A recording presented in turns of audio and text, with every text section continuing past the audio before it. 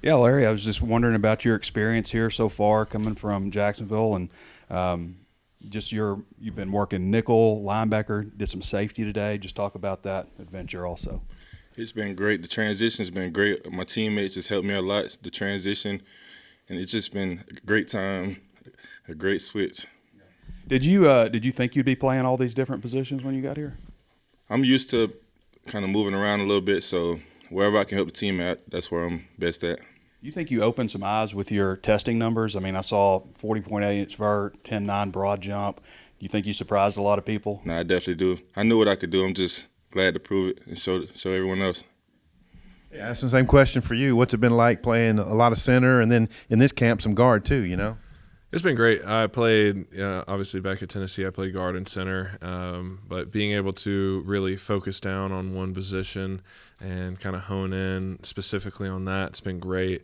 But obviously, you got to do what you got to do for the team, and being able to go back and forth and be able to do that has been a good opportunity for me to obviously learn left guard again and help the team as much as possible. But overall, it's been fantastic being able to be under Coach Mateos and Coach Pittman, two of the greats. Obviously, Coach Pittman being a legendary offensive line coach, and Coach Mateos making a huge name for himself and will go down as one of the greats, in my opinion. It's been something that's been unbelievable for me. Never thought I'd be able to be in this situation with them, and extremely blessed and thankful for the knowledge that I'm able to get from them at all the positions and aspects. If you guys could both address this, Coach Pittman was in here with us yesterday and said, like, the grind will continue through Monday, but it looks like maybe they backed off a little bit today. How's camp been in terms of being a grind and tough? And then was today maybe a little bit of relief?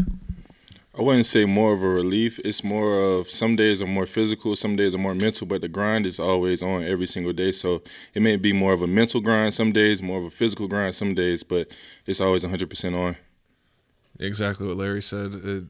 We're never taking the grind off. It's just some days we're focusing on technique, and then other days we're focusing on mental toughness and physical toughness. And today was one of those days where we take a load off of our body after a big day like yesterday and allow our bodies to rejuvenate and heal a little bit more, but allowing our minds to be crisper and working on technique and being quicker and things like that. Addison, just what have you seen? We've seen Marion work was kind of the left guard a lot this week at camp. What have you seen from him and his development, just kind of working right next to him when you're at center?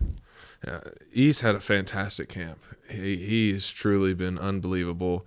He has really bought in, had great effort, great execution, and he's someone that you trust playing next to. And a big thing for me is, all these teams and all these players are talking about depth and how, we're lacking this, lacking that.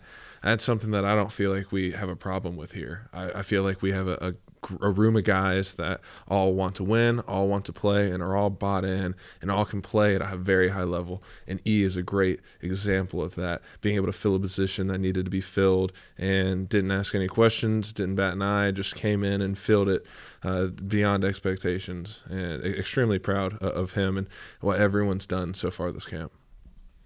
And Larry, you've been working at different positions. So has Danico, Anthony too. Just can you tell? Is there anything different about this defense with how many versatile guys you have, maybe compared to what you're doing at Jacksonville State, or just what you've seen throughout your college football career? One thing I'll definitely say is like the whole secondary. It's not like anybody just locked in or only could play one position. Everybody's pretty versatile. So wherever we need help at or like any rotation that needs to be done, we all could get that job done. Yeah, Addison, you've worked at left guard yourself, so Sandy Marion over there, well, what is it technically, or what do you like about his game over there? I would just say he does a great job with fits when we're working, singles and A's and different blocks like that. He is quick off the ball, gets a good fit, chases the crease, and allows me to either get off or take over a block. He just plays fast and plays hard, and he's someone that, I don't have to think about, will he know what to do? Will I have to be slower off of this block to kind of make up for something he's lacking? I don't feel any of that whatsoever.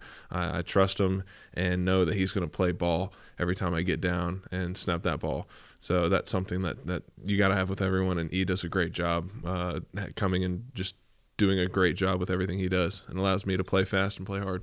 You talked about the depth in the room. Eric was in here the other day saying, he's not afraid. Obviously, he got 5 starters, but he's not afraid to play, other guys if they've earned it. How do you feel about that as a starter? And a lot of new guys like yourself in that room. How do you just feel like the cohesion is going along?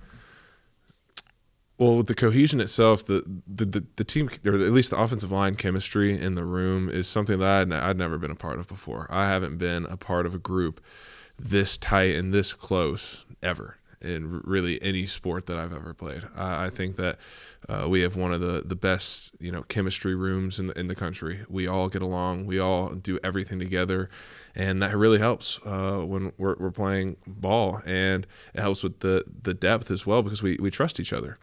And like I said, I don't think we have a problem with depth at all. Everyone wants to play. Everyone is bought in, and everyone trusts each other.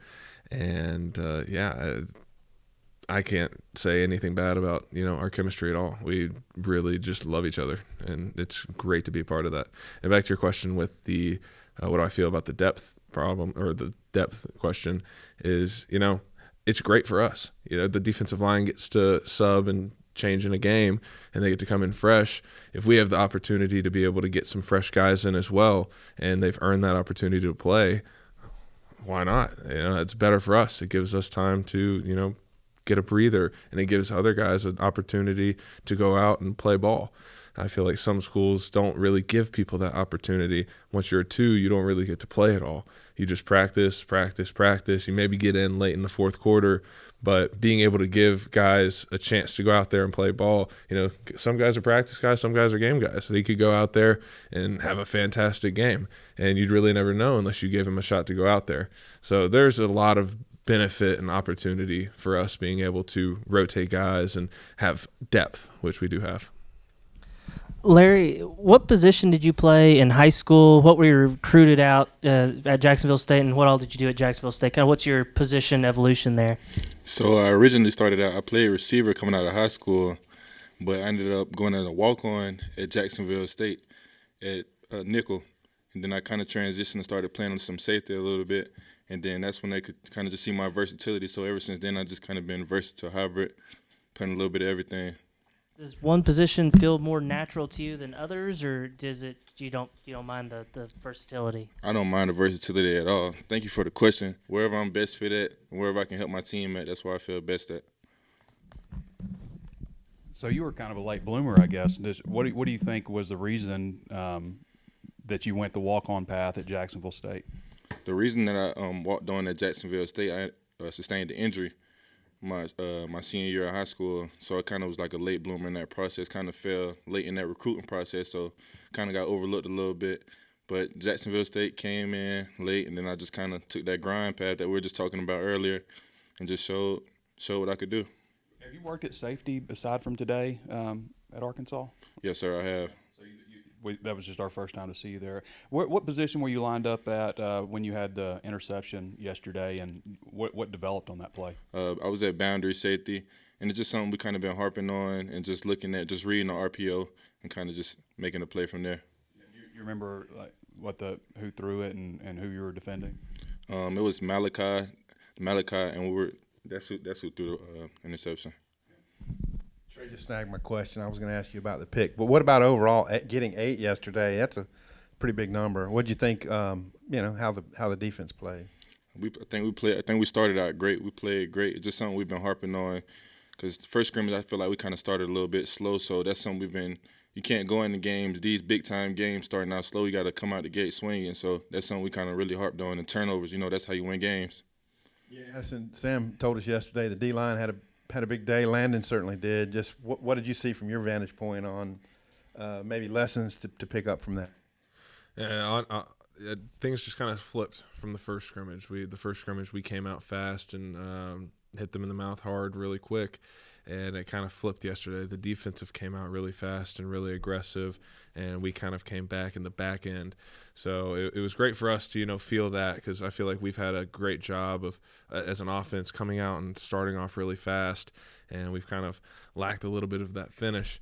But I feel like yesterday the defense did a great job, giving us some pushback at the beginning and us having to finish and work hard to get back some momentum back to us at the end.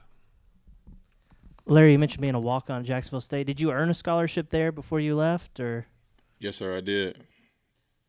What was it like? I mean, entering the transfer portal. I mean, you ended up at Arkansas. I assume there were other schools recruiting you. You missed out on that process coming out of high school. What was that process like? It kind of was just like a full circle moment because I didn't really get to receive it coming out of high school. So it was kind of like I felt new and like a rookie almost, like being like a full circle moment. So it kind of felt good. Larry said you had an injury in high school. You mind if I ask you what it was? It was a little knee injury. What, you remember which one it was? No, sir. That's okay. Well, that means it does not bother you anymore. No, it's not bothering me at all. And if you don't mind me asking, who all recruited you out of the portal, and who else did you consider, and why Arkansas? There's some SEC schools, a lot of schools from different conferences, but Arkansas just felt really good, felt like home. Coach T. Will and Coach Pitt, it felt like a great fit. I know Jacksonville State that's a good program at that level, but how different is it playing at a program like that and an SEC program? Like what sort of things do you have here that maybe you didn't have there that are pretty nice? I would say some things. Just everything is just a lot bigger and like not even football wise, but just facilities and resources. You get like a lot more resources that are greater. Hey, Addison, you mentioned earlier that, Coach Mateos has the opportunity to go down as one of the great offensive line coaches. Just what makes him unique and, special to work with? To me, it's just his approach to coaching us. He looks at it. He wants us to be as prepared and as knowledgeable for, the NFL as possible. He wants us to not just know what we do, what the basic offensive line knowledge is. He wants us to know everything. He wants us to know formations. He wants us to know like motions. He wants us to know, what's outside of the box. Are they doing like corner blitzes, safety shifts, everything. He wants us to be able to know ball, and it allows us to play more freely. We're not just focused on basic minor information, relying on other people to tell us what to do. We can make checks on our own. We can see things that are happening, and allows us to, he calls it like playing ball. We're not just doing what we're supposed to do. You're just playing ball. If you see something and let's say you're supposed to go to this guy, but you see something and you feel something coming, and then you're like, all right, no, let's go this way. Let's check it to this. And it just allows you to play more free. And I feel like him being able to make things easier to understand for us and not such an overbearing, knowledge dump is really what separates him. It's just easy to learn from him.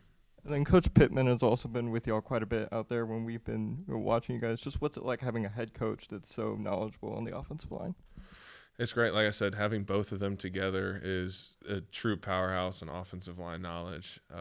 Being able to work with Coach Pitt on the field is something that I'd always wanted to do. I wanted to go to play with him at Georgia. He recruited me out of high school, and I wanted to go play for him at Georgia. And then obviously he got the head job here, and that ended up not working out. But now we're here, and I get to work with him and Coach Mateos and getting both of their knowledge. They both have, different ways they teach offensive line, and being able to learn both sides of their knowledge. Coach Pitt's just wisdom and techniques that he's gathered from over the years, and then Coach Mateos with his brain and his knowledge. It's something you couldn't ask for any better, honestly. Addison, you mentioned the culture of this offensive line. Just how much of that has come from Fernando Carmona, and what does he add to the room? He adds so much to the room. He's just one of those guys that you can't not like him. I don't think there's anyone on the team that could say a bad thing about him. He gets along with everyone. He's everyone's friend. He wants everyone to be as successful as they can. And, yeah, he's been a huge part of our culture in the O-line room. But, honestly, outside of that, he's been a huge part of the culture in the team as well. I feel like he just does a great job of, bringing energy to every practice, every day. And he's a fantastic leader, and he's really embodied, that role. Addison, going back to the Coach Pittman, Coach Mateos relationship, I think Mateos said the other day that he sometimes is a little bit more complex in the way he teaches things, and Coach Pittman has a way of simplifying things. Is that how it works? I mean, is there like you almost have to go through like a translator to see what Coach Mateos is saying, or how's that dynamic work? I would say he does it. Sometimes it'll come off very confusing, and he'll catch himself and he'll reword it, or he'll teach us something and we might not get it right away, and then a few days in he'll come back and reteach it to us a different way to where it clicks our brain better. And his whole thing is, this was what was great for me, because a lot of offensive line coaches, they have this is what they coach, this is how it's done, and this is what you have to do. He understands that everyone's different, everyone learns different, everyone plays different, everyone's body's different. So there are the things that he expects us to do every play, but he also allows us to have the freedom to do things that work for us, which I feel like a lot of people don't really do, and that in itself really simplifies a lot of things for us, because we're not having to go outside of our mental and physical limits to do things that don't work for us. It allows us to be comfortable in something that we're good at doing, and it allows us to play to our strengths. So I wouldn't say that there's really a translating situation there. They both just really play off of each other. The Coach Pittman will say something, and then Coach Mateos will say something off of it, or vice versa. It's just a really great situation, and it allows us to be extremely, extremely knowledgeable in everything. You mentioned you were going to go to Georgia, and I think Josh Braun, the same deal. He was going to go to Georgia, then Sam came here, and then you guys both leave SEC school, circle back to play for Sam. I guess, what do you think about that? Do you and Josh ever talk about that? And just what do you think that says about Sam? We haven't talked about that. It definitely would be a great conversation. It is funny though, because Josh was my host when I went to Florida, so that's always a fun story that I like to tell people, because we make fun of him because he's really old, it's one of those things where when you talk with him, even for the first time, you remember him, you remember who he is. He has a presence to himself, and you just know how great of a person he is. Even outside of football, he's someone that you want to be around. I feel like a lot of coaches, you kind of got to get uptight, and you're like, all right, coach is nearby, I got to be all tight and stiff. It's just not like that with Coach Pitt. He's someone that you really, truly want to be around. He's someone that you can go and sit in his office. I've gone in his office and talked with him about nothing related to football for an hour, 2 hours. And it's just one of those guys where his presence is just fun to be around. And you know that when you're going into the portal, you know how incredibly intelligent he is with football, and you also know that he's a coach that you want to play for, and it's someone that you'll rally behind and go to war for, and you respect him and love him and want to be with him. So it's definitely one of those coaches where you just see him and you're like, yeah, like I can play for that guy. Who was your host for the recruiting trip here? I didn't have a host. I came. It was weird. It was like everyone had gone home, and there was like no one here. So my host was.